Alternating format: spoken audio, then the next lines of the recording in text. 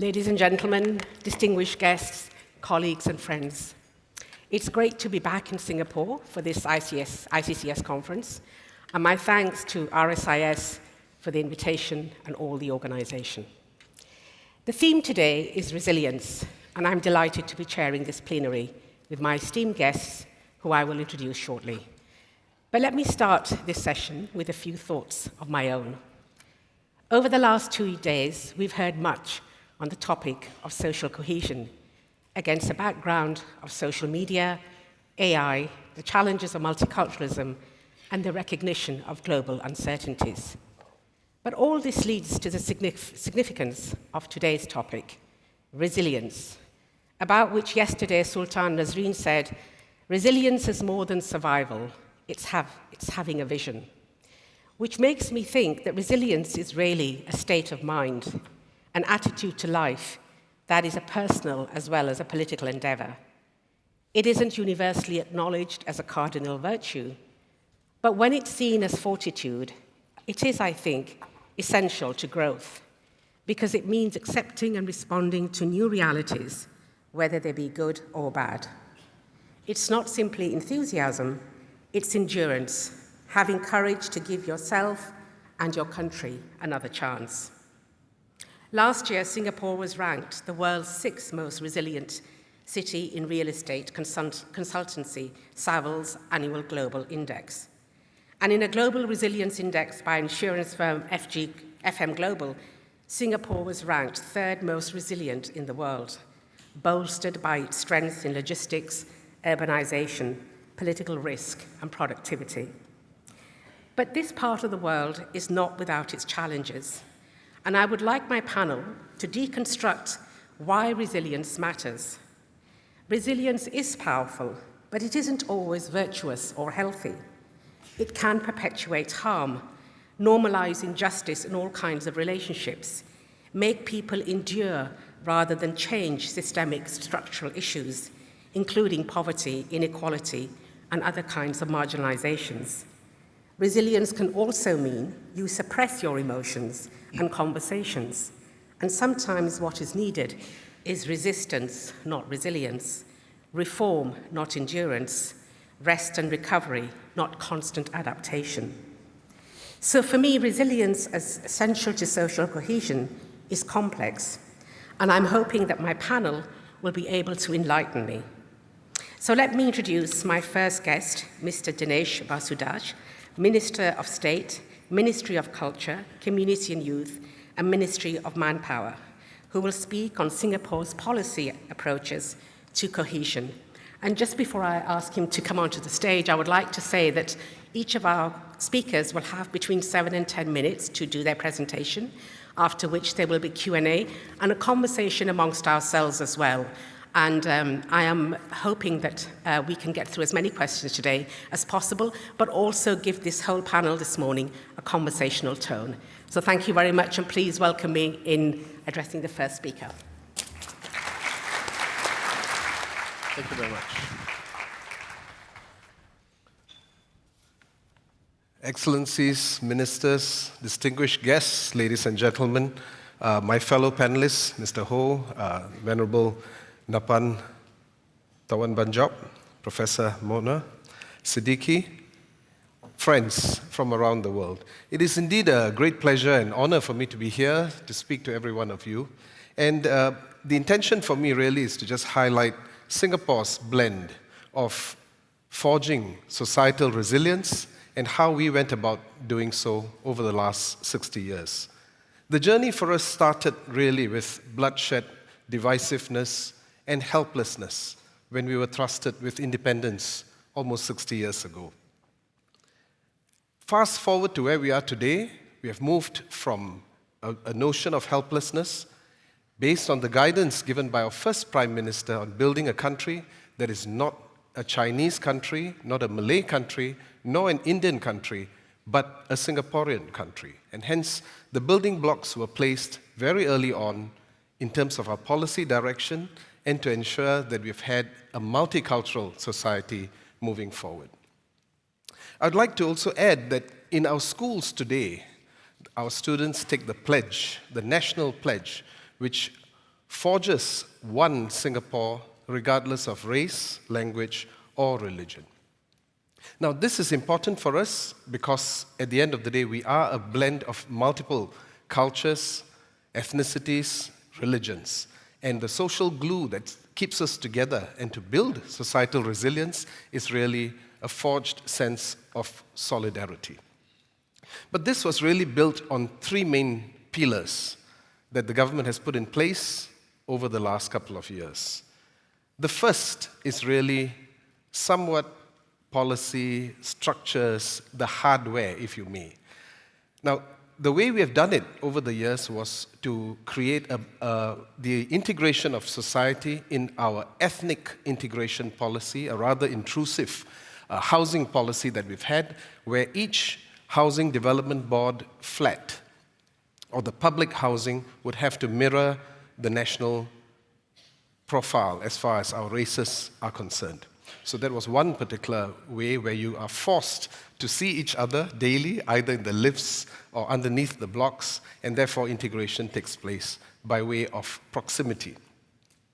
Second, we moved towards English as the lingua franca for Singapore, where we were able to then use it as our language for communication and business, but at the same time maintaining a second language that's based on our respective ethnicities. In this way, once again, a nice mix between being able to communicate with one another, but at the same time maintaining our cultural roots. And thirdly, our national service policy, particularly for our men among us above the age of 18, a compulsory 2 years of national service where they would be deployed to either the army, police, or civil defense force. And once again, somewhat less explained usually, but this is a very important way where at least the male population of Singapore are banded together and are expected to take on tasks for the nation by way of national service. I would like to just add that from a personal perspective, having served in the armed forces for many years, I must say I've been able to observe the integration that happens at a very organic level between our various soldiers, regardless of race, language, or religion. In fact, my son will be enlisting for national service next year, next week. I think I've been in this job for, slightly longer than I expected. It's messing up my brain. Next week, he's getting enlisted, and he's actually looking forward to it. Just a short couple of years ago, some of our people would do things to themselves in order to get what we call being downgraded to do other parts of slightly lesser onerous combat roles and so forth. So again, national service has been a very important social glue that stitches all of us together. And for me personally, I've been able to see Chinese, Indians, and Malays being deployed to far-flung areas. In my case, we were deployed to Afghanistan for a couple of months, and all of us were together, and we were brothers, doing what we need to do and flying our flags high. But it's not just about top-down measures alone, but also bottom-up. And here, there's much support that the government gives towards self-help groups. These are really bottom-up initiatives where certain races may come together to say, well, I need to have self-help groups for the purpose of educational upliftment, for example. And for this particular category, there have been specific agencies that have been put in place, including Mendaki for the Malays to uplift education. Similarly, CDAC and SINDA, or the Singapore Indian Development Association. Again, these are very much grounded by the respective races in which they would look at ways at which they could uplift their particular community and to be able to do specific targeted policy interventions and initiatives that are related to the respective racial groups. This has yielded us tremendous benefits.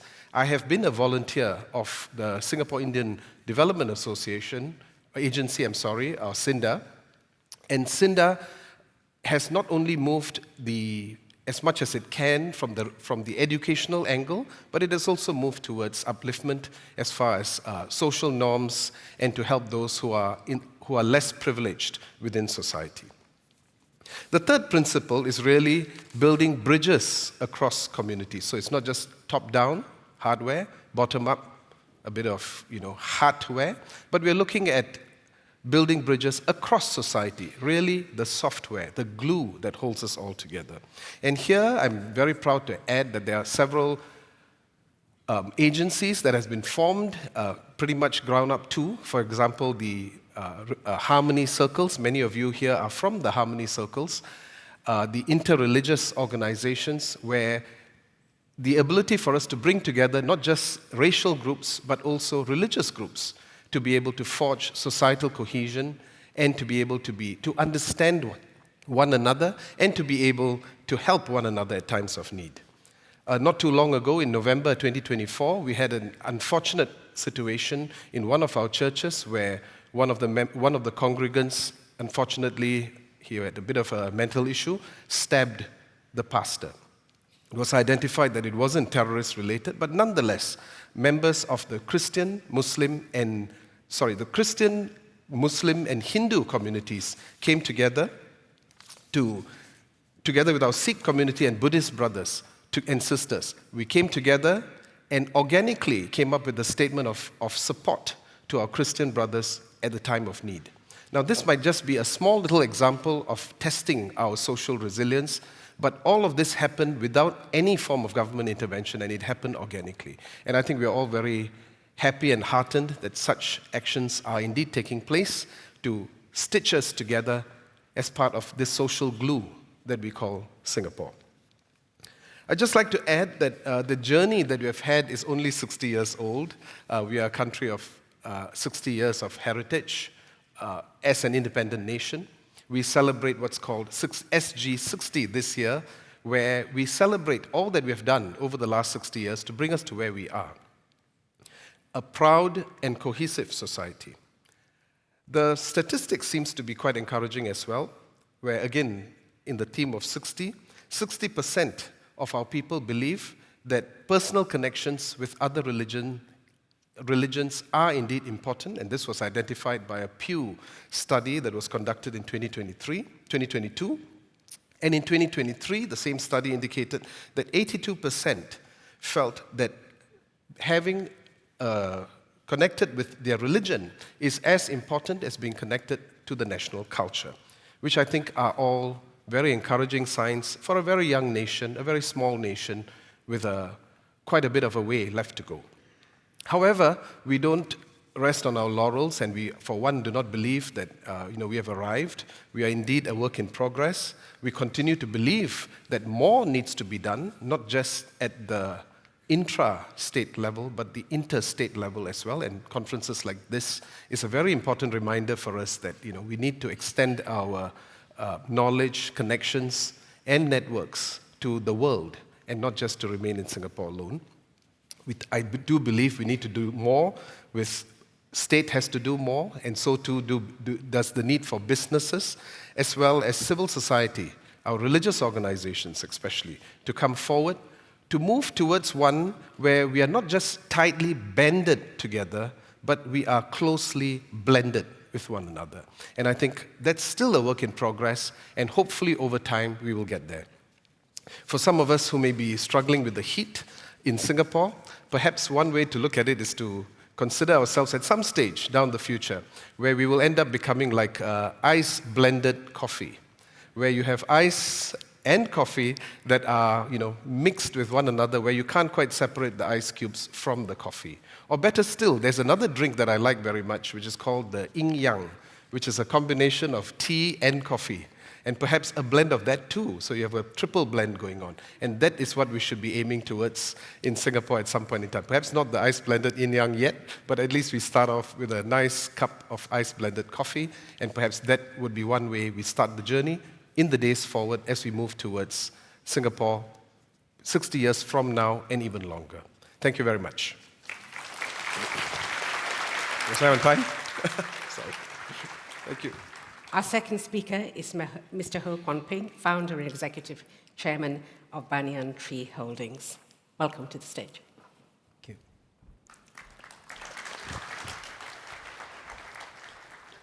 Good morning to all of you.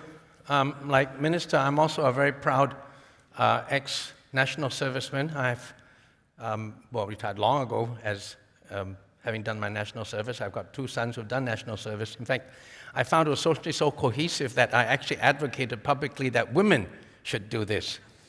And then I was disabused of this notion when I was shown a survey where 97% of the women who were surveyed said they thought it was good that women should do national service. But when the question was posed as to would you, as a woman, like yourself or your daughter to do national service, 5% said yes.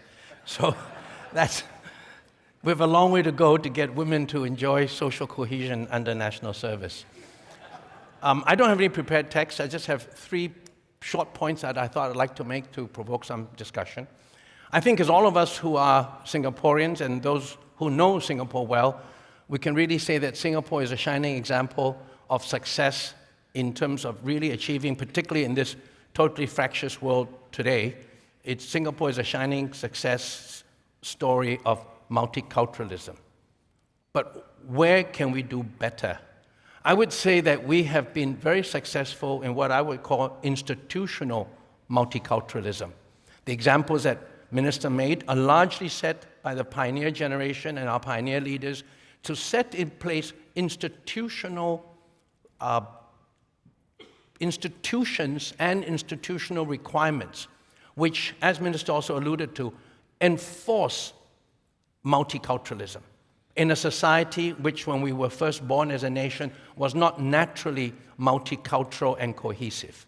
And it has been largely very successful in terms of English as a language, in terms of our 4 official languages, in terms of HDB rules, and so on.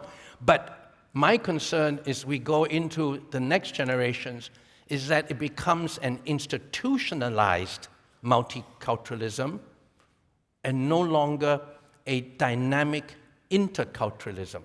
I think there's a difference between multiculturalism, which we have achieved, and interculturalism, where the different cultures and the races dynamically integrate with each other beyond what government has done.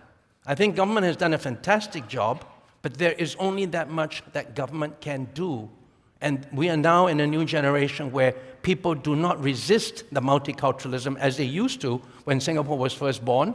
But everybody now in Singapore accepts the multiculturalism that we have, which is excellent. But are we doing enough to promote greater cohesion between the races, between the religions, between minorities and the majority race, and so on? And that cannot be the role of government. You do not want government to intrude that much into your life. We spend most of our lives in the workplace, but how much are businesses truly promoting interculturalism? And I speak to you as a businessman. And just as an example for ourselves, Banyan Tree is not a big organization, but we are incredibly diverse. We have about 15,000 associates only, but we have 96 nationalities spread across 25 countries. And so we cannot promote interculturalism by physical interactions within people, but we go out of our way. Now that Zoom has become so prevalent, we have so many Zoom town halls, we have so many Zoom meetings where we form task forces specifically by individuals who are very far from each other physically, who are of different races and different religions, and these task forces have to make presentations to the larger whole and so on. We also have physical task forces where we send groups of people in the opening of a new hotel. We go out of our way not to put task forces that are just there because of their different skills, but because of their different cultural, ethnic, and religious backgrounds. So that's just one example of what we are trying to do. We are just a small company, but I really would urge employers and businesses to recognize that the role of promoting interculturalism is not just with the schools and not just with the military, and it's not just with the government. It has to be at the workplace, and it has to be promoted very dynamically. The second point I'd like to make is that I think we all recognize that the dangers that exist with racial divisions and religious divisions. But I would put it to you, and particularly in the US today, and even in Singapore when I read about a recent survey, that in fact social cohesion due to income inequalities is also growing. There is not sufficient awareness that class is a dividing factor. And when people talk about class, they generally think one shouldn't because it seems that you begin to have a Marxist bent. But any sociologist would tell you, or economist would tell you, class differentiation is a very alive and very strong source of social division. And I think we need to recognize that. In Singapore today, I would have to say that the egalitarianism which pervaded Singapore culture during our initial pioneer years, and I'm 73 years old, so I am coming from that generation, that sense of egalitarianism today is a lot less than it was before. And egalitarianism is not equality, but it is egalitarianism is a cultural attribute. Singaporeans in the past who had money would be shy to flaunt their wealth. Young tycoons in Singapore today go out of their way to flaunt their wealth. Now that is not a good sign. I don't think any of us believe in a communist society where everyone has equal wealth and equal income, but we must be a society that does not promote the flaunting of that social divisiveness. And I fear that that's an issue that is not sufficiently tackled. The final point I'd like to make is that as a business person, I have been totally ashamed by my counterparts in a society which we were taught, unfortunately, to admire, the United States of America. In all the business conferences I go to, not like this one, the big leaders, the paragons of virtue and achievement, all the big American business leaders, the big multinational leaders, the big private equity fund leaders. But when Donald Trump decided to kill DEI, they just all quietly dropped it. And I think they dropped it enthusiastically, which goes to show that they never believed it in the first place. And my point here is that government in Singapore has done an incredible job of promoting multiculturalism, but ultimately, what if there is a change of government one day? And not that I'm promoting that, sir, at all, but you've seen what happened in America, you've seen elsewhere. My point is that in a civil society, it is the responsibility of all of us to adhere to the values that we believe. We are fortunate to have a government today that has taken the onus of having to have deep-seated values, taken it out of our responsibility because government believes it in so much. But one day, if this does not exist anymore, how many businesses in Singapore will still promote multiculturalism, would still promote DEI, or will they go the way of all the American businesses and happily drop it with an excuse that government is forcing them to drop it? So this is actually a call out to all my other business colleagues, whom I think many are not attending this conference, but I think the responsibility of businesses to have values that they truly believe in is a responsibility that has been shirked, and I think it's a responsibility that they must undertake, because if we believe that business is a driver of social change, then business leaders must speak up for what they believe. Thank you. Thank you so much.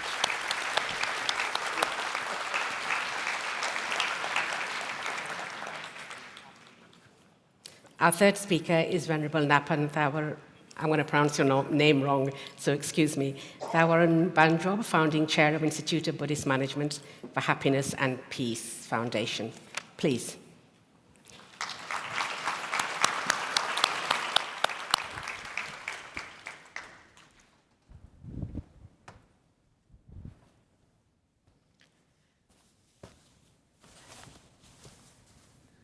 Good morning to you all, my distinguished participants and my beloved panelists.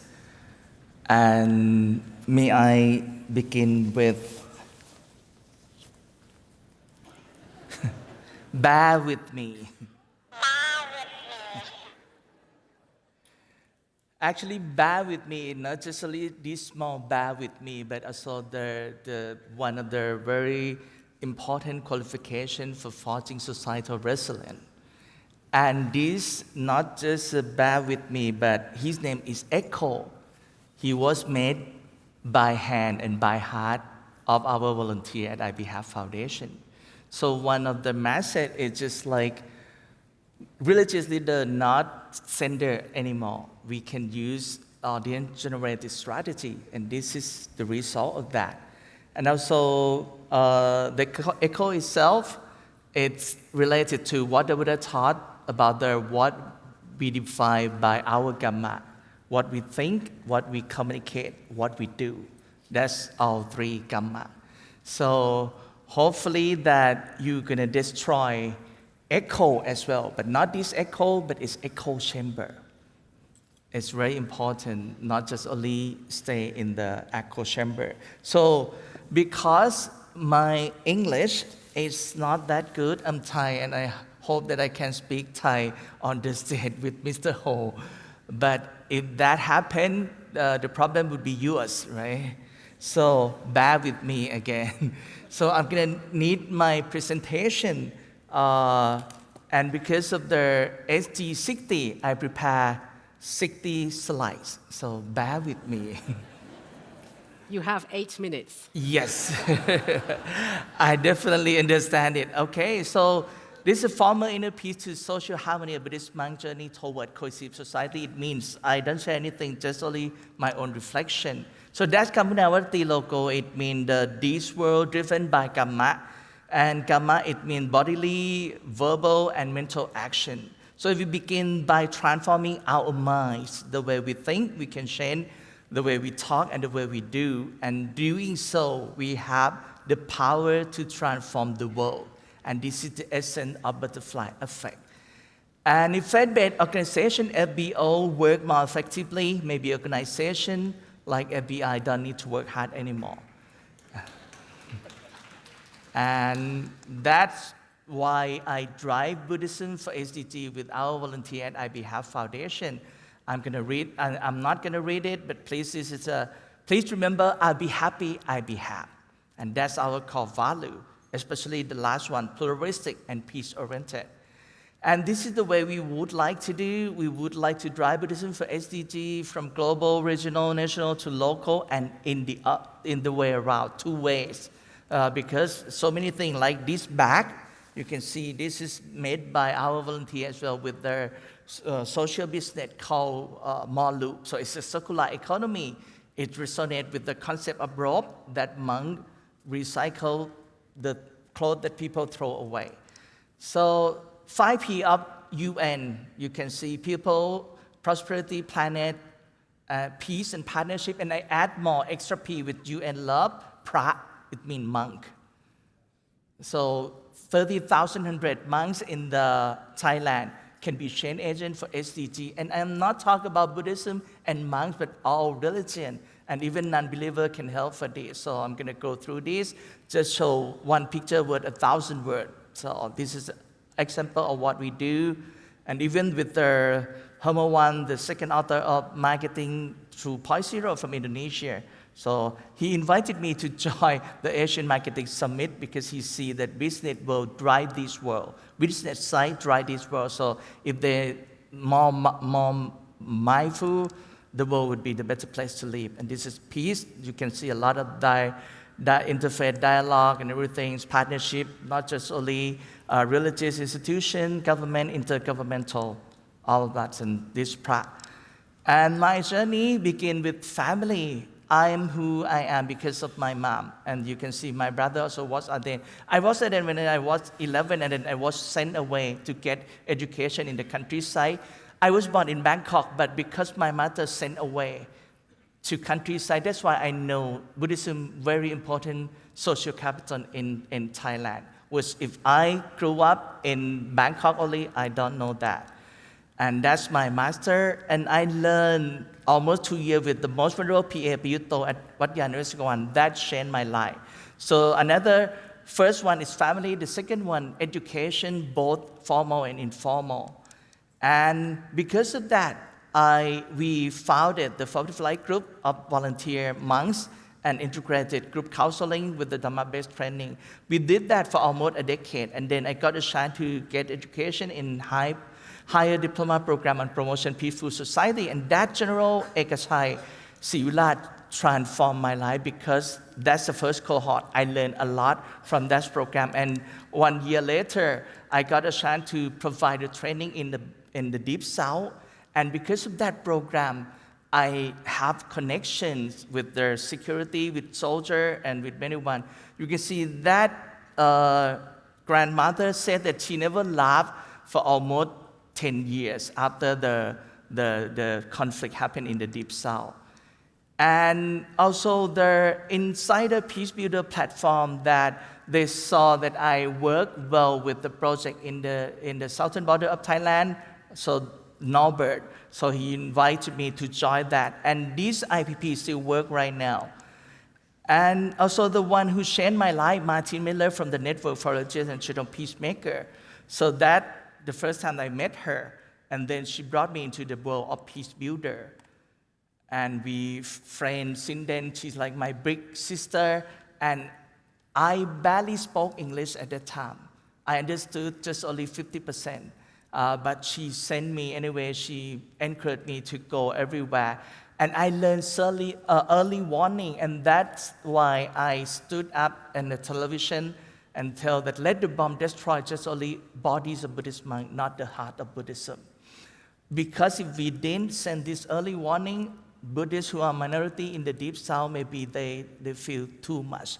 And another Kalayana a good friend, Kaisit, I applied in 2018, and because of that, I worked on interfaith dialogue. And then I met Maruf, the one on my right-hand side, and also Kun Ke, the co-founder of COFAC. And because of that, we work on Digital Thinker Forum because of the COFAC Thailand. And then this is the example that Digital Thinker Forum spread. This is Kun Jan, also from HD Center, who also Kalayana, and this is Jan Sawani. So this is the example that we want you to see that actually when we receive Kalayana, a good friends, we can be another one good friends.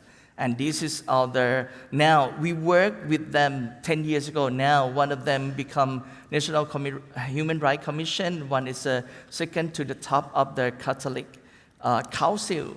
And this is Meru. I met him, and then I know that he was running Peace Innovation. I went there and asked his permission, can I join? And I'm going to support myself and also support the camp as well. And I asked him that, please, because Buddhist matter here, please approach them. And in national level, I'm going to help him. So then KPI, we also brought the ICRC to work with the online project.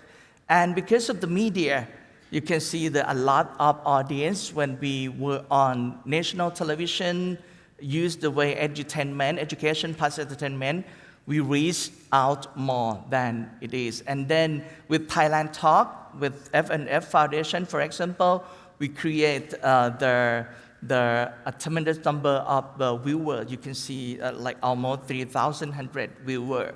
Talk about how we're going to talk together, even we have different opinion on many things. And this is Singden, and this is the three organizations that support me to work this way. And this is Dialogue City that Kaisit trusts us to make it happen. And all these I would like to share, even we want to do it like online.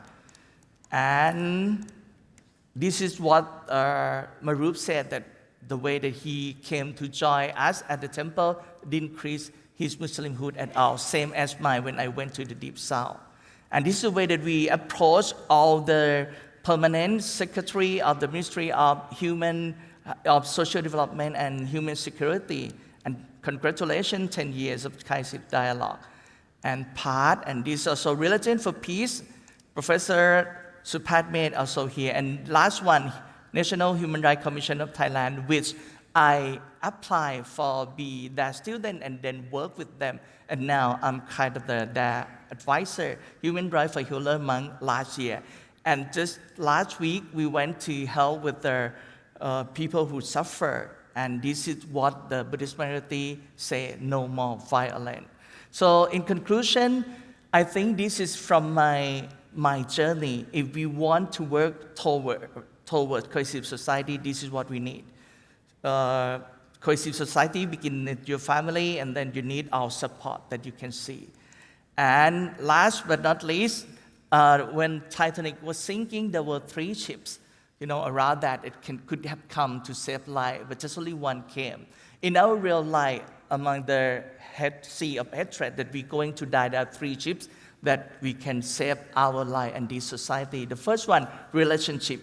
Whoever you know, just try to do that. I have Maroof as a Muslim brother. I have Mateen like a mentor. What about you? Use your leadership to make it happen, cohesive society, and don't do it in a power over way. Do it as a friendship. And one thing that I would like to add is like partnership. Make it last longer. So it means next time ICCS should invite me, right? So at the end, I would like to end with 3 ups. It's just like we need to stand up, like I'm standing up right now, and speak up for the right thing. Send early warning, even you're going to get mad, but do it because cohesive society is more important. And last but not least, time's up for me right now. And Professor Mona tried to look at me right now. So time's up for me right now, and so time's up for just a re-engagement. No more religious leader engagement, no more youth engagement. Let's get married. As a Buddhist monk, I cannot get married, but you know what I mean. So thank you very much indeed.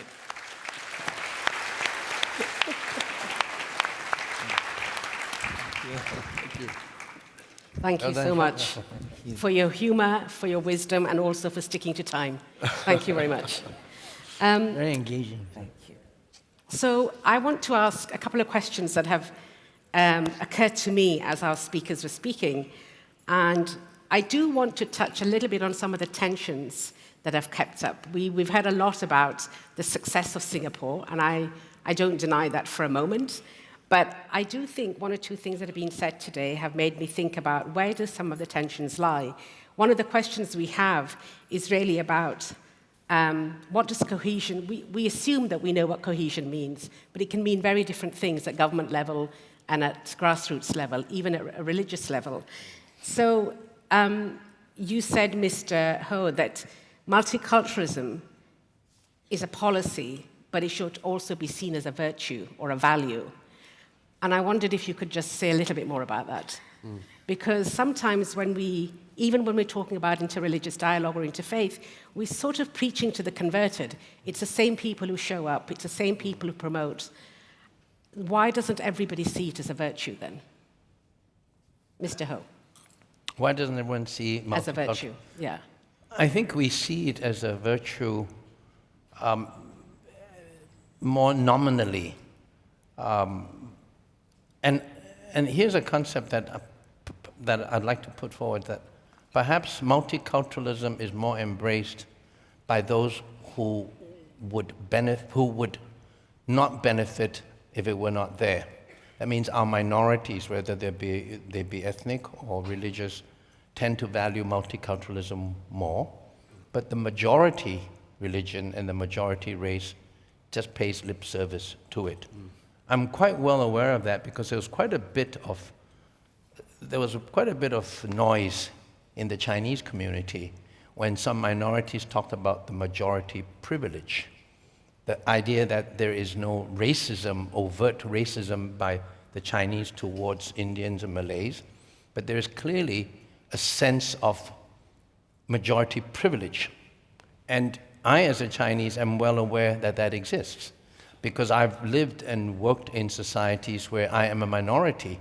And it extends to even little things where in a different culture, I may not be speaking the language of that culture, but people would have a dinner party and they all just talk amongst each other as if I don't exist. And they would just politely say, oh, excuse me, we're just talking this language. I think many of our minorities here would know that when they go to a dinner party with their friends, in the army, for example, when they get all together, they'll speak Hokkien. And if you don't speak Hokkien, well, you're out of it. I happen to be a non-Hokkien speaking Chinese, so even when I was in the army, I was well aware of that. So my point is that I think multiculturalism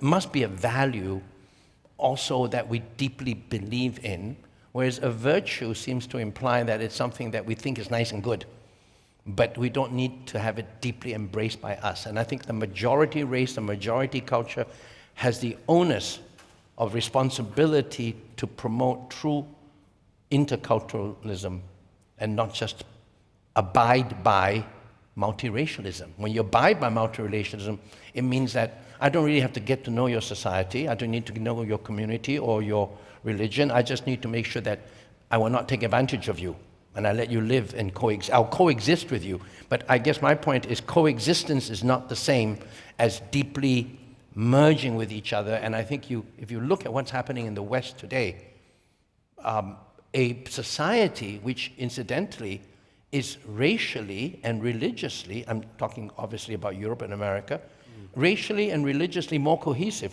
than we are in Singapore, and then more than we are in Asia. They're mainly Christian, they're mainly whites, and look at how incredibly divided they are today.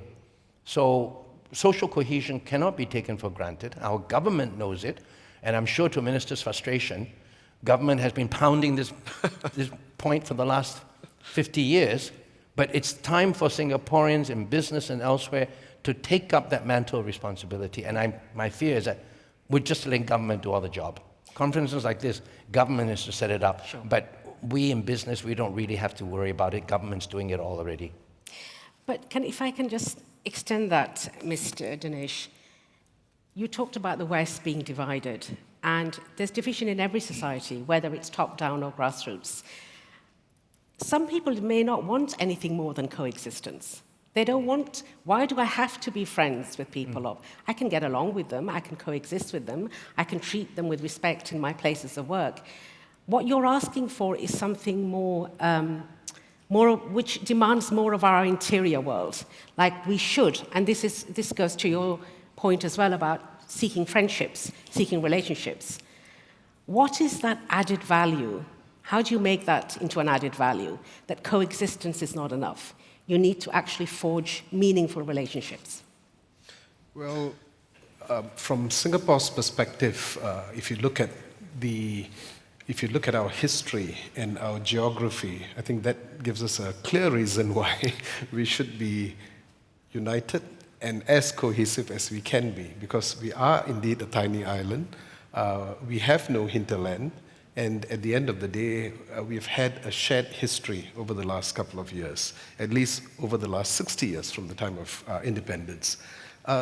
Naturally, there will be many forces that will pull us apart, perhaps now more than ever, given what's happening in the West, given the prevalence of social media, and therefore we should double up our efforts. I fully agree with Mr. Ho that it should be not only one that's government-led, but one that our civilian and civil society takes on board as well, be it businesses, be it religious organizations, and I think that has been coming a bit more to the fore. Why is cohesion important? We are a small place. Are we there yet? I think there are some initial signs that we have developed ourselves into somewhat semi-blended, I'd say, not fully blended yet, but we do have divisive forces within.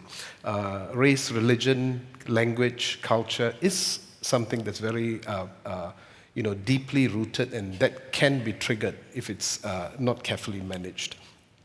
However, I must say that over the years, there have been decent and positive signs. Whenever we go overseas, for many of us, we come back thinking of our food. For me personally, when the moment I come back, I try to run for my mee siam or nasi lemak or prata. And that goes beyond just my cultural cuisines, but also that of other cultures. This is probably the only place, this region, not only Singapore to be fair, where you would see a Chinese person who would actually enjoy Indian curry, and Indians who would enjoy Chinese food, Japanese food. Oh, I can tell you lots of Westerners enjoy Indian curry. That's thanks to the good work of our British predecessors. But if you look at, if you take a page of India, for example, you'd never think of Chinese food as, of course, it's getting better now, as compared to what we see here. Something that is deeply rooted. We celebrate each other's festivals. My family is a strange example in that, where you'd see many of us gathering on the eve of Chinese New Year, usually, not because I've got relatives or friends or family who, I mean, I've got lots of relatives and friends who are Chinese, but my immediate family are all Indians. But we'd gather on the eve of Chinese New Year, usually because it's my son's birthday, and you'll have this motley crew of Indian people with the lo hei and trying to figure out what needs to be said and so on. I think we have transcended beyond monolithic cultures into trying to blend towards something that's useful and something that's a bit more cohesive as we should be. But are we there yet? The answer is no. But we've certainly passed the point of coexistence. Thank you. I want to ask you, beyond this, a lot of societies will celebrate people's cultures and celebrations and festivals. They'll come together. Even in the West now, prime ministers give out messages of Eid and Diwali, etc. And those are symbolic, they're important. But you're talking about something more than that. You're talking about the next step, which is where you actually forge relationships between people that are long-lasting and maybe intergenerational. What is a resistance to that, do you think? Is there a resistance to that? Sorry? Is there a resistance? Why doesn't everyone believe that that is a value in itself? I think I just also talked with Mr. Ho that actually, like for example, Thailand has a very great mechanism to prevent conflict in the culture. Like Buddhism is very social, very important social capital, but that's in the past. But right now, outer factors, a lot of them, break us. So because of that, we need to have both preventive approach and responsive approach. I think if we just do what we used to do, it's not enough anymore. I know this myself, like for example, when any time that the incident happened in the southern border of Thailand, hate speech that spread around, now people believe in that more and more. But think about this, peace builder have annual meeting, ICCS once a year, but people who spread hate speech, they did it every minute. So if we want to win this war, we need to adjust our way of thinking, our way of communication, and our way of action, and especially the collaboration. I say this because I also grew up in the Buddhist family, but my parents kind of cultivate open-mindedness to my mind.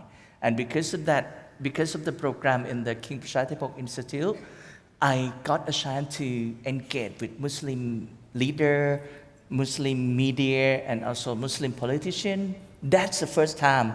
And that time I almost 30 years. So think about it, if we don't know that, if we don't learn that, think about, I'm not sure, like Buddhists in Thailand, when they receive the message from the Queen or the King of the UK about the Vesak, they're happy. So I think the same with the other faith, brother and sister. Why don't we do that? And not just only do that, in Thailand right now, the Institute of Wasatiyah for Peace and Development of Sheikhul Islam, during Ramadan, they do it more actively, approach monks and temple and offer the date palm. Sure. Yeah. Okay. So then we know more for each other. And like Mr. Ho said, majority should do more. Yeah. Your general, earlier, you seem to be thinking, you asked a number of questions about why people seem to believe in social cohesion but don't really practice it. That was what I think people, sometimes when you talk about social cohesion, you're kind of preaching to the converted. People already want to be committed to that. And if it's such a big value, why aren't more people committed to it? I was going to say, I think this is partly because one part of ourselves believe in good things, but there is the fear of the unknown. The more of what we do not know and we then befriend as a person or know about that culture, the less we have that generic fear of the unknown. And I'm not trying to plug tourism here, okay? Because I come from that sector. But generally, without plugging any particular places, I have been quite unhappy about the fact that young Singaporeans, whenever they were able to travel, they would love to go to New York, Paris, they wanted immediately to go to Europe. How many young Singaporeans know about the incredible places in Indonesia? They do not know. Thankfully, because people do not want to go to the United States now, and Mr. Trump doesn't welcome them, we're getting a lot more people asking us, can they come to visit our resorts in Indonesia? So I'm not plugging Banyan Tree in Indonesia. But what I am saying... But you are. But that's good. No, there are many other hotels. There are 10,000 other hotels. But what I am saying seriously, particularly for young Singaporeans, and I think you would agree, right? Young Singaporeans know more about Western culture, Western soft power, Western movie stars, Western everything, than about our neighbors. And that's something that can be improved by young people traveling more, not to our resorts, but by traveling more within the region and going out of their way to understand cultures and people they would not immediately understand because they may not that many Singaporeans would speak Indonesian, not many Thais would speak Indonesian, for example, or Indonesians speak Thai. So more interaction among young people disperses that fear of the unknown. So that's an interesting point, because some people would argue that actually, I do know your culture, I do know your people, I don't want to know you anymore, okay? It's not about not knowing, it's about knowing and then retreating. But from what you're saying, and I think we see this in a lot in the Global South, that a marker of prosperity and wealth is that you are more interested in the Global North, that you go to the Global North, that you have friends in the Global North. And it leads me to a question that how much does social cohesion, we have a lot of questions about grassroots social cohesion, government social cohesion, whose responsibility is it?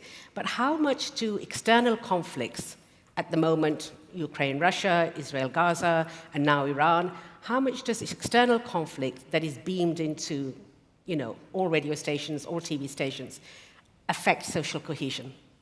Minister. Well, I think we can't shy away from the fact that information is pervasive, it's available, and everybody looks at it from their cultural lens. But it's important to take a national view as well. And I think here's where it's important to understand what our interests may be, what does it mean to a small country like Singapore, and what does it mean for cohesion in general. Naturally, there will be factors that will want us to be sympathetic, understand, and I think that's perfectly fair and normal. But it would always be based upon how do we then prevent that from happening here? What do we need to do to further strengthen our bonds? So it's about taking that perspective and to convert it to something that's local. Unfortunately, it's not always possible with social media that tends to, kind of bombard you with a certain point of view, and that tends to shape mindsets. So let me ask you more concretely, if people want to go on marches here, pro-Palestine, pro-Israel, pro-Iran, pro-whatever, would that be possible? Well, our position for certain marches and so forth is one where we believe that conferences like this, interfaith dialogues, are what's more useful and concrete to understanding and appreciating different points of view culturally and from a religious angle, rather than to go out and to make a big scene out of it. And when we have more of those happening, conversations that are meaningful, ways at which we can understand one another, and for that to then spread to the rest of the community, that we feel is more useful. It's a very Singaporean way of doing work, where things are always done kind of behind the scenes, under the radar, but we understand one another. We try to do something that's tangible to support, rather than to bang the table and make a big scene out of it. It's very much cultural, and that has evolved into a Singaporean way of managing difficult situations that we see across the world. I understand. Venerable, do you want to add anything to that? In your world of interfaith and interreligious dialogue, have you seen any changes to how people are coming together in recent months? I think interfaith dialogue, interreligious dialogue, is kind of the very effective mechanism that help people. Actually, even not the formal one. I truly believe, you can see from my presentation, that we use group counseling. So later on, when I learned interfaith dialogue from Kaisit, like more seriously, we know that actually we sit in a circle to break the vicious circle. Because of that, we open our heart to open the actual space, and we open the actual space like this. Then we can open our heart when we listen something that maybe we never know before. And the last one is just like, because of the social media, right now we need to open the virtual space to open the space of heart and the actual space. So I think we need more systematically and synergistically way of doing it. I'm not sure I can talk about the way that Thai government doesn't support interfaith dialogue that much. They have You can say whatever you want. This is safe space, right? This is very safe space. No one But is I'm not listening. safe when I back. No one is listening. You just say what you want to say. But I think I need to say this. I think we need to admit first that we don't focus that much in Thailand, maybe because people pay attention to political conflict. But you know what? They try to combine political conflict with the religious one and then divide people more, especially in the Deep South and somewhere else. So we need to do it. And you can see, even right now, I know the leadership of the Sheikhul Islam, know many father and sister and many different faith, and even policymaker. But when we talk about the effective mechanism to collaborate when something happens or to prevent something from happening, we don't have that yet. I hope that ICCS going to help me. RSIS, help me, please. Thank you. We have a question for Mr. Chang for Mr. Ho. You spoke passionately about the role of businesses in upholding and uplifting multiculturalism. Other than regulation, how can grassroots leaders and civil society ensure businesses are held accountable to their responsibility of forging multicultural as well as intercultural ties? How can civil society hold businesses accountable? I think the issue of holding companies accountable is one side of the picture, whether it be for sustainability, for DEI, multiculturalism, and so on. But that presupposes that companies themselves do not want to be held accountable. I guess where I'm coming from is I believe there need to be these external forces that do hold companies accountable for whatever they say they're going to do, whether it be DEI or even profitability or corporate governance and so on. But I do not want to start from a position as a business person as if businesses are inherently culprits that need external regulation. I obviously believe in that, and governments have to do that. But I guess from my point of view, it should start from within. Why are businesses themselves requiring so much accountability? Now, governments need accountability also with elections and so on, and so do companies too, with AGMs, etc. But I'm sure for a minister, within the PAP, you start out thinking not about the electorate holding you accountable, and therefore you need to do certain things. You start from a position of what is it that you deeply believe in and you want to do. And I think what I am saying is that companies themselves, CEOs, businesses must engage within themselves and with their stakeholders to define for themselves what is it they believe is the mission of business in society. They must enunciate that, they must try to practice that, and having enunciated it, then the public, whether it be civil society or others, need to hold them accountable. Now, on the specific issue of accountability, there are many ways, of course. You can boycott a company, you cannot buy their shares, you can do many things to hold a company accountable as you can hold a government accountable. So there are many ways it can be done.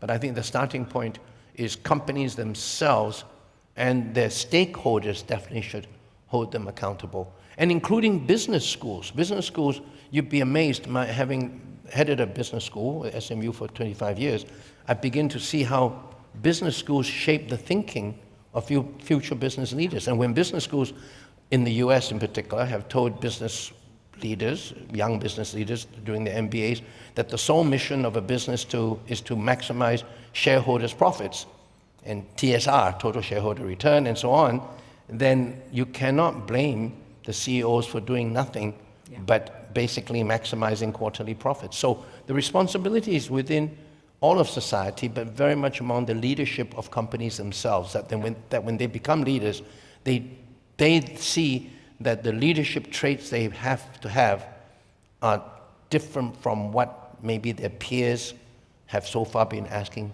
for them. So there must be internal transformation, is what I'm saying.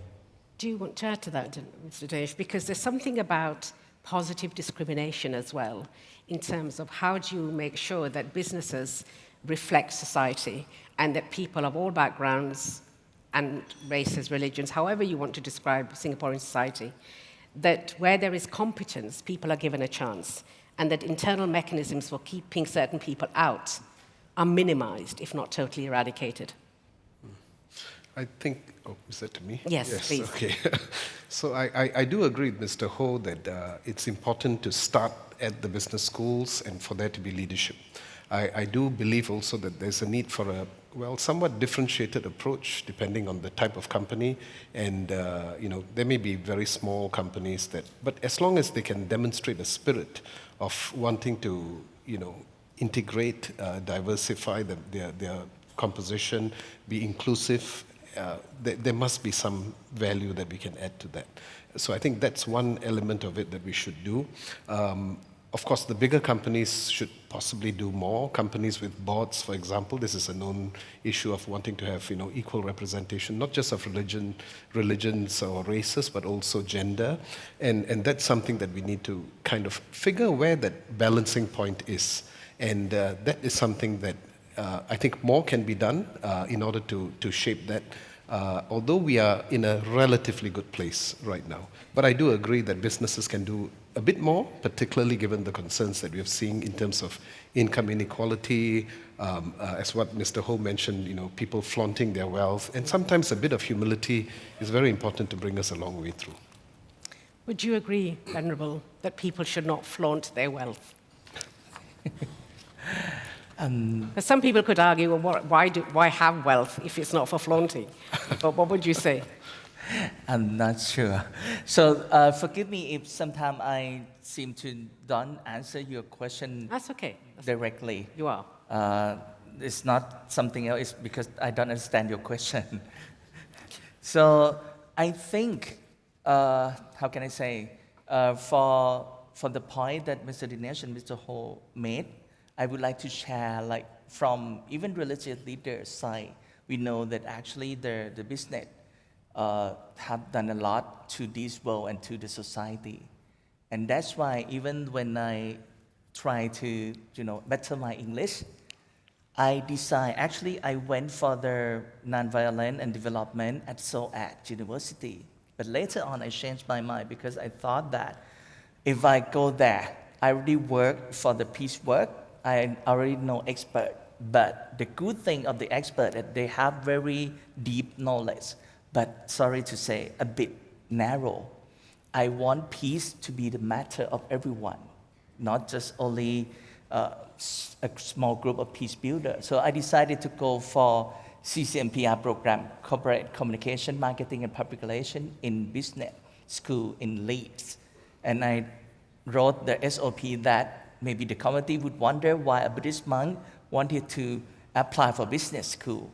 And I shared the reason because I want to learn effective way of business side, but I also have mindfulness side and Buddhist culture to exchange. And I know that the money, 80% of the world driven by business. And I think right now we can see ESG sustainability report now transforming the way that Thai people doing business. Okay. And I think if we can do more responsibly to the how can I say, the structural violence in the business, that would be great. We have a question here. Adversity may weaken us or make us stronger. Are there any examples of societies that have become even stronger because they overcame a difficult event? What can we learn from them? Is it possible to capitalize on adversity? Mr. Ho. Any one of you. Maybe I'll start. Yes, please. With the most recent experience we've had, which was the global pandemic.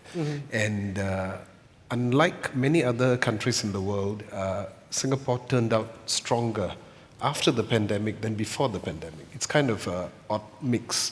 And the reason for that really was because, well, it was a very difficult time. If you recall, we couldn't gather in groups. Everyone was retreating back to homes, connected through computers and Zoom and so on. But it started with the overarching ability for us to place our limited resources in order to ensure that the population is protected. So there was a bit of a government play towards this. But more importantly, there was constant communication. There was a lot of ground-up initiatives, particularly among the religious groups, the self-help groups. They actually went out to support our people who may have had the illness and they may be at their homes, families needing support and so on. There was tremendous level of work being done, sometimes not very well kind of celebrated. But we do believe that there's a lot of, I was there throughout the entire pandemic. I was in the healthcare at that point in time, and I was able to see the sheer amount of work that, and these were not government related at all, and it happened organically from the churches, from the mosques, from the temples, sending food to people, and so on and so forth. So I think that had made us a bit stronger because we started with the notion that we are to be bonded as one. But if we retreat to our respective, enclaves and buckets of comfort, then we will not be able to help one another. And I think we have something that's good that's going inside here. I think the question was more, have you come across another society from which you can learn that dealt with any kind of crisis, maybe better than Singapore? Well, there are a couple of, you wouldn't find the kind of extreme blends that you get here as compared to anywhere else. And usually it's about different, they might be of the same stock, but there could be some differences in between. If I take a European example or an example from the Far East or anywhere else. But in the case of, if you ask me personally, I thought some of what's being done by the Scandinavians are something that's useful to understand, although they are kind of a monolithic type of society per se. Quite a couple of examples in the East particularly, just to make sure that we are able to bond and blend together. And quite frankly, within ASEAN, there is enough examples to suggest what else can be done. I was talking to the good minister from Cambodia who was telling me about how the majority Buddhists and Muslims were totally integrated in the way in which government was, not just government, but the way in which society is organized. And I think a lot's to be learned from our friends from ASEAN. So there are good examples within our region in itself. Do you want to add to that? Either of you? No. You touched on something quite interesting, Mr. Ho, on class. And I come from the UK, where we are where we know class is everywhere, but people are still reluctant to talk about class as a dividing factor. How does class manifest itself in Singapore, or the division created by class? Well, I think I use the term egalitarianism because I think you have to know that Singapore's background in terms of the PAP was basically a democratic socialist party in its beginnings, and espoused the same values of democratic socialism as you had in probably the Labour Party in those days, Harold Wilson's Labour Party and so on, and it has evolved its ideology over time. But whereas Singapore is a highly capitalist society, if you look at our economic structures, it's not that dissimilar from, say, Dubai or Hong Kong, but the social ethos in Singapore for the last 50 years has been very different from Dubai and Hong Kong. And in that sense, it's probably been more similar to what America was like 30, 40 years ago, where America was a highly capitalist society, income inequality was very apparent, but you had You had egalitarianism. You had people calling, you had CEOs calling, workers calling CEOs by their first name. You had cultural egalitarianism. That has completely disappeared in the US today. And I find, since I do travel to Dubai and Hong Kong, that the social ethos in Singapore has become closer to Dubai and Hong Kong. And I think that's highly worrying, because particularly in a capitalist society where income inequalities are clearly going to be quite apparent, then you have to work harder at the social level so that people's bank balances are more hidden, and we can at least socially be more together. And we do not flaunt wealth. We do now in Singapore. Clearly, when I was a younger person here and now today, the social values have changed. You would be embarrassed to flaunt wealth before. Today, people flaunt it as much as they do. Well, now they don't show it in Hong Kong. It's become the other way because China has overtaken Hong Kong.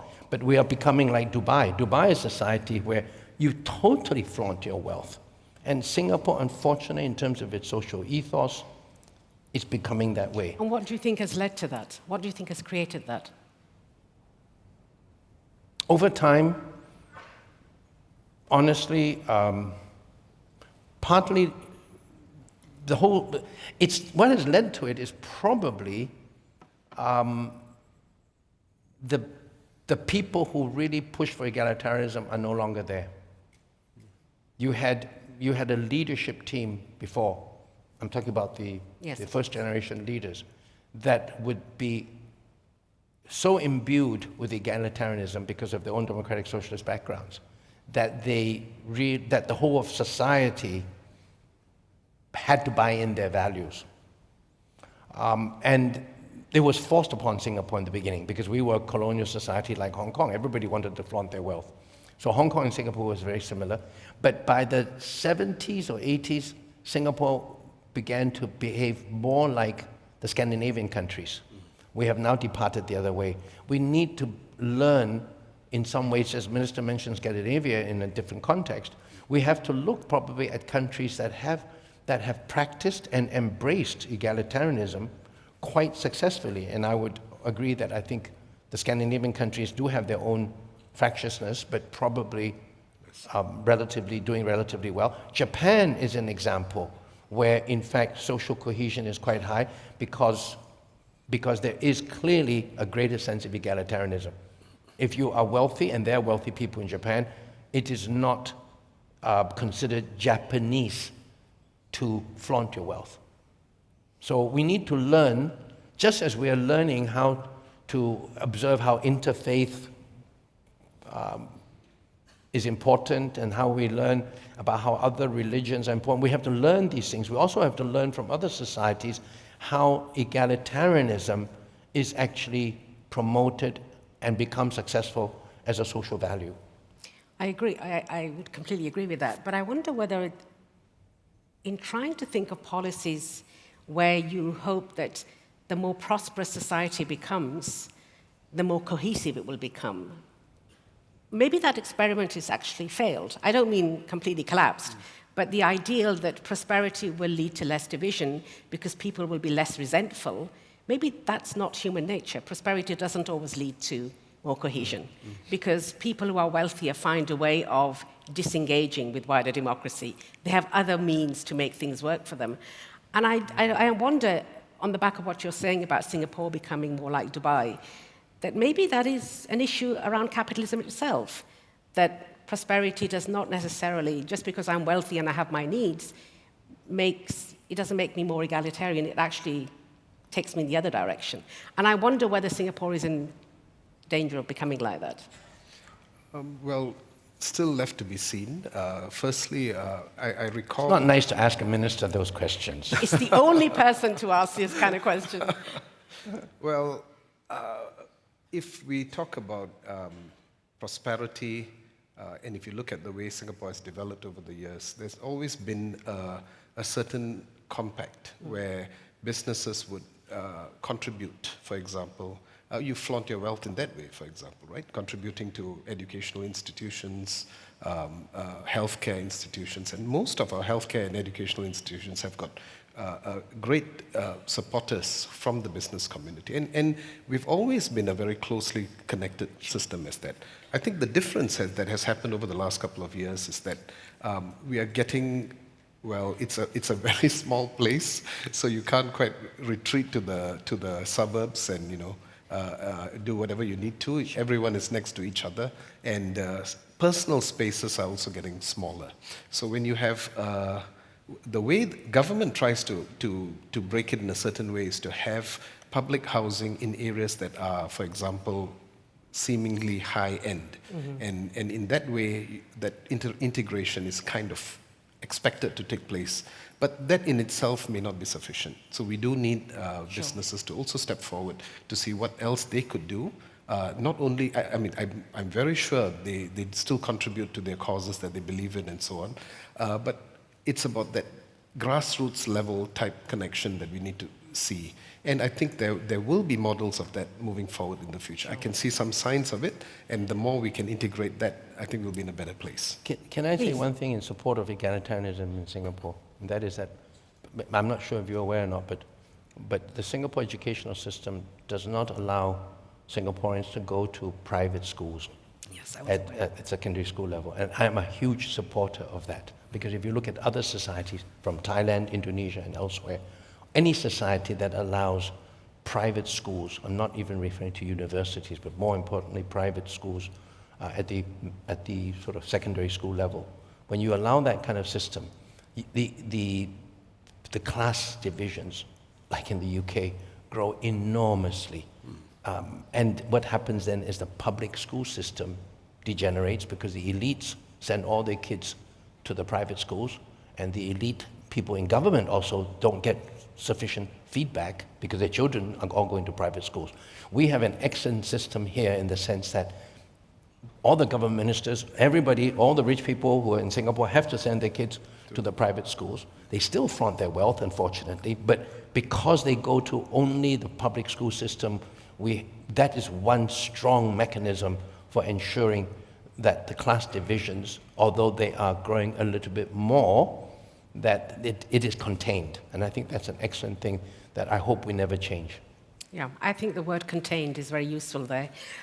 Venerable, I want to ask you about the work that you do in terms of, do you think that the governments in this part of the world take interfaith, interreligious seriously as part of policy making, or is it just a kind of add-on to society as something that's really helpful and useful when there is conflict or when there is tension? I think I never seen the ICCS or what the Singaporean government trying to do. I heard from Martin Miller several years ago that the Singaporean government tried to do a lot of things for the regional security, and the social division, it's one of their concern. So I think we need to pay attention on this. Otherwise, the price that we need to pay for our, don't care or don't prepare, it's too high. I think in Thailand, maybe we have some system that prevent us from learning the serious. We never take lesson learned seriously. And that's why in Thailand, policy regarding interfaith dialogue not taken seriously in the very effective way. Just only, in the southern border of Thailand, both Buddhists and Muslims hate the word multicultural. Why? Because when we talk about the dialogue, interfaith dialogue, multicultural, living in peace together, they just invite different religious leaders and different group of people to sit together and then have a photo for PR mainly. And that's not good in terms of attitude, right? Because when both religious leaders got that more often, they don't want to engage. And that kind of destroy our capital. So I think we need to do it. We need to learn. And one more thing that I can add from Mr. Ho, it's not just about class division. in terms of religions as well, because in the southern border Thailand, we share a lot. Our Muslim brothers and sisters share that in the past they got a chance to learn in the same school with, with Buddhist brother and sister, so they don't feel, because like I talk about friendship, right? If we know someone, if we have relationship, at least no matter who talk about the other faith, but we know that our friends who are Muslim, who are Buddhist, who are Sikh, who Hindu, they're great. They don't like that in the hate speech. That kind of their confirmation. But if we lack of that and we don't see this coming, eventually we're going to face more challenges. We have about 3 minutes left, and I just want to ask each of you a question. Well, the same question. What do you believe are the blind spots in how current leaders are preparing for future disruptions to social cohesion? And what might it look like to plan for the resilience of the unknown? Current leaders? Yeah, what do you believe are the blind spots in how current leaders, whether I suppose leadership across society, is preparing for future disruptions to social cohesion? Yeah. The blind spots. Well, I'm not too sure if they are really blind spots per se, but it's certainly a case where these are challenges that are existing. I think most of us see the challenge. The question would be, how do you react to it, and what else needs to be done in order to be able to, build a cohesive society against the challenges that you see. Some of these challenges were mentioned by the good Sultan yesterday, as well as the President, involving, for example, the pervasiveness of social media, messages that are coming across, particularly to our young, who may not quite be conditioned to accept some of these. And hence, the answer to that would really be to strengthen the way in which our educational systems are able to then allow people to maintain the criticality of thinking, but at the same time be able to discern against not helpful narratives, shall we say, that's coming in. And again, I refer to this purely from a societal perspective and not anything that's sinister. I do believe that a lot more needs to be done for, I do agree on the point on income inequality, and I think that will be pronounced, particularly in a place like Singapore, which is becoming a financial hub, attracting money from different parts of the world, and if that is not balanced sufficiently, and if society reacts in a certain way, then it will be an issue of haves versus have-nots, depending on what you define as have and what you define as have-nots. Increasingly, I notice that there are people who are burdening themselves, I'm referring to individuals here, about and creating much greater expectations at a very young age. And that is resulting in tremendous stress, which then translates into a sense of helplessness. Also at the individual level, and this is my own personal view, I do think we are starting to fray away from religion. And I do think that religion is an important lever, it doesn't matter what religion, to try to shape individuals, for them to be more resilient, and for them to be able to then determine what's around them, and to look at it from a very different lens as compared to just dollars and cents, success in career, and so on. So I think a lot more can be done to bring religion back to the core. But again, that's just my own personal views. No, thank you. Thank you. I think the blind spot that all leaders have, corporate as well as any leader, is to tend to think that the next crisis will have some similarity to the previous crisis, when in actual fact there will be absolutely no similarity at all.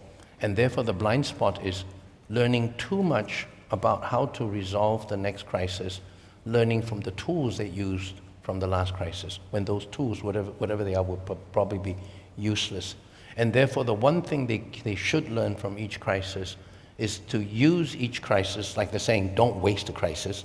And in my own company, I've had enough crises, but I try not to waste the crisis to the extent that each crisis is an opportunity to deepen the trust, that the social contract that exists within a polity and its people, within a company itself, every crisis allows you to build that resilience is actually nothing other than the trust that people build between leadership and the rest of the community, whether it be business or whether it be a country.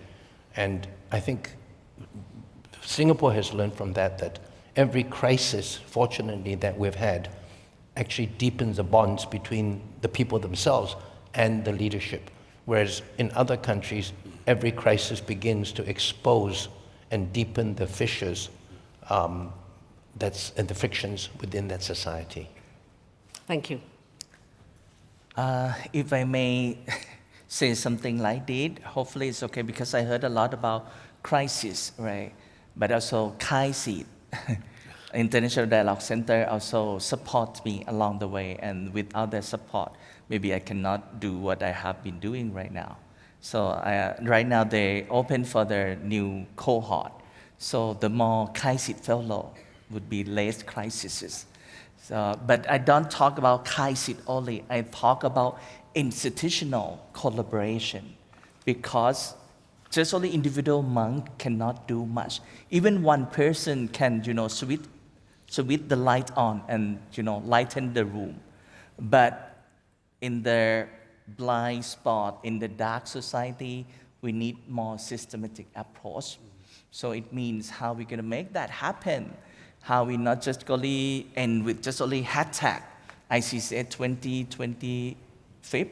How we're going to engage religious institutions, religious leaders, policy makers, and invite them to make together seriously but happily.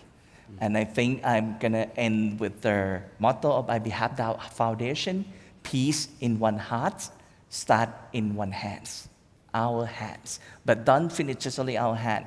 Put our heads together, let's think about it together, put our hearts together. We need sympathetic leadership and communication.